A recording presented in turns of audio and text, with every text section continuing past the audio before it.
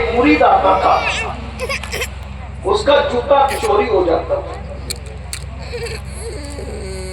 جب آیا چوری ہو گیا، جب آیا جو اس نے مرشد سے شکایت کی حضرت میرا جوتا روز چوری ہوتا ہے، محبوب الہی سرکار نے فرمایا بیٹا اب تو جوتا جب اتارنا تو یہ نیت کرنا کہ جو چرائے میں اس کو حلال کرتا۔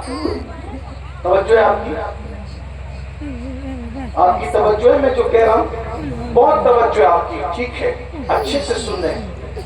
آدھی رات سے زیادہ گزر گئی، اس کے بعد بھی آپ سن رہے ہیں، مجھے اچھا ہے، اور میں سمجھتا ہوں کہ مجھ سے آپ یہ توقع مت کرنا کہ میں آپ کو یہ کہوں گا کہ آپ سب جنتی ہو اور جنت میں چلے جاؤ گے، یہ توقع ہم سے مت کریں، اس لیے کہ ہم آپ کو دھوکہ دینے نہیں ہے، ہم آپ کو آئینہ دکھانے ہیں۔ ورنہ میں بھی یہ کہہ سکتا تھا کہ ایک بار میرا شعر سن کر کے سبحان اللہ کہہ دو اور سب بے حساب جنت میں چلے جاؤ، لیکن ایسا نہیں کہوں گا، اس لیے کہ مجھے بھی مرنا ہے اور مجھے بھی قبر سے اٹھنا ہے، اور جو بے عمل اور بد عمل مقرر ہے ان کا تو حال ہی خطرناک ہے، ان کے ہونٹوں کو قیامت کے دن آگ کی کینچی سے کاٹا جانا ہے، اس لیے ہمیں بھی خیال ہے اس کا۔ بہت لمبی نہیں کرنا چاہتا، آپ بہت اچھے سے سن رہے ہو، اللہ کرے یہ محفل یادگار ہو، لیکن توجہ سے اور دل کے کانوں سے سن کر کے اس کو دل میں اتار لو، حلال لقمہ اس کی برکت۔ محبوب الہی سے کہا حضور کون جوتا چوری ہو رہا ہے؟ مرشد نے فرمایا آج جب جوتا اتارنا تو کہنا کہ جو چرائے اس کے لیے حلال۔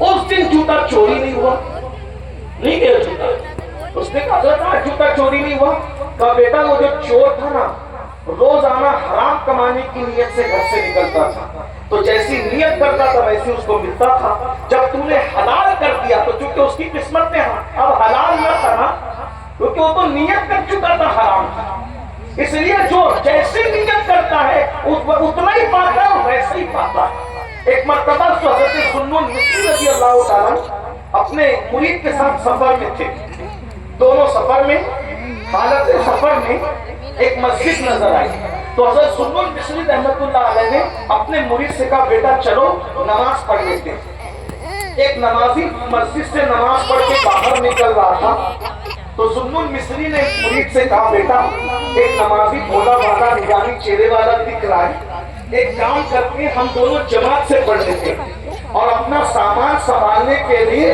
اس نمازی کو سونپ دیتے۔ تو ذوالنون مصری رحمۃ اللہ علیہ کے مرید نے اور ذوالنون مصری نے اس کو نمازی نورانی چہرہ بھولا بھالا سمجھ کر اس کو بلایا کہ بھیا ہم نماز پڑھنے اندر جا رہے ہیں، ہمارا سامان سنبھالو، ہم مسافر ہیں۔ اس نے کہا بہت اچھا۔ جب یہ دونوں نماز پڑھ کے باہر نکلے تو سواری کے اوپر جو زین ہوتی نا، زین گھوڑے کے اوپر جو زین رکھی جاتی، زین سمجھتے ہیں اوپر کا جو حصہ جس پہ بیٹھے وہ زین قائم تھی گھوڑے کی۔ ذوالنون مصری نے کہا اتنا لیتا کہ جس کو تو اللہ والا سمجھا تھا وہ کون نکلا؟ چور نکلا۔ لیکن اللہ والے لوگ مسجد میں کوئی چیز اگر چوری ہو جائے گم ہو جائے تو اس کو ڈھونڈنا نہیں چاہیے، ٹھیک ہے ہو گئی اور وہاں سے نکل جاؤ، شور مت کرو، مسجد میں گم شدہ چیز کو ڈھونڈو مت، شور مت کرو، مسجد کو بدنام مت کرو، اللہ کے گھر کو بدنام مت کرو، اللہ کے گھر کو بدنام۔ کوئی چیز گم ہو گئی، تھوڑا بہت دیکھا نہیں ملا، چپ چاپ نکل جاؤ، اس سے زیادہ کر دیتا۔ انا للہ پڑھی، مرید کو کہا بیٹا جاؤ بازار سے زین خرید کے لاؤ، دوسری زین کی ضرورت ہے، سفر اس کے بغیر نہیں ہو سکتا، خرید کے لاؤ۔ مرید گیا بازار میں، دیکھا کہ یہ نمازی صاحب بیٹھے ہوئے ہیں اور وہی چوری کی ہوئی زین بیچ رہے ہیں، لیکن وہ تربیت یافتہ مرید تھا، جھگڑا نہیں کیا ہماری یہ واپس دے ورنہ کاٹ ڈالو۔ اللہ والے لوگ اپنی چوری ہوئی زین بیچ رہا ہے، مرید نے کہا کتنے میں دو گے؟ کہا 2 درہم میں۔ 2 درہم دیے، چپ چاپ اپنی زین خرید کر کے واپس لائے۔ مرشد نے کہا ہے بیٹا یہ تو اپنی ہے، کہا حضرت جس کو سنبھالنے کے لیے کھڑا کیا تھا وہی بازار میں بیچ رہا تھا، میں نے سوچا کوئی نہیں لینے کی بجائے اپنی لے لوں، میں نے لے لیا۔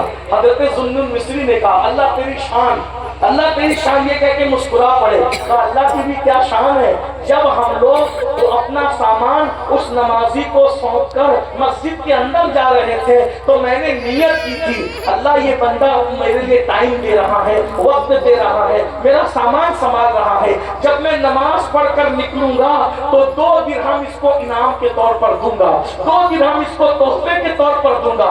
मगर क्या हुआ, इसकी किस्मत में 2 दिरहम तो लिखे थे मगर इसकी नीयत हलाल की नहीं थी। अगर ये सामान संभालता तो इसको 2 ही दिरहम मिलते मगर हलाल के मिलते, मगर नीयत जो हराम की थी इसलिए इसको मिले तो 2 ही मगर हलाल से नहीं मिले, हराम से मिले। अल्लाह के बंदो, हम माँ के पेट में थे, हमारी रोटी लिखी जा चुकी, कलम खुश्क हो चुके, तकदीर मुकम्मल हो गई, अब हमारी नीयतों पर फैसले हैं। अगर हलाल कमाना चाहोगे, अगर करोड़पति बनना लिख दिया गया है तो हलाल से भी बनोगे, हराम कमाना चाहोगे तो भी करोड़पति बनोगे, अरबपति नहीं बनोगे। मगर हलाल की बरकत ये है, बकरी 1 और 2 बच्चे देती है मगर हर घर में बनी रहती है। सूअर 12-12 बच्चे देता है मगर हर घर में नजर नहीं आता। बताया जा रहा है हलाल में बरकत है बकरी की तरह, हराम में बरकत नहीं है सूअर की तरह। इसलिए अगर बरकत चाहते हो हलाल को लाजिम न करो। हलाल कमाओगे तो बच्चे वफादार होंगे, बच्चे मुअद्दब होंगे, बच्चे अदब वाले होंगे। आज ये जो कहना चाहता था वो कह दूं और बात पूरी करूं।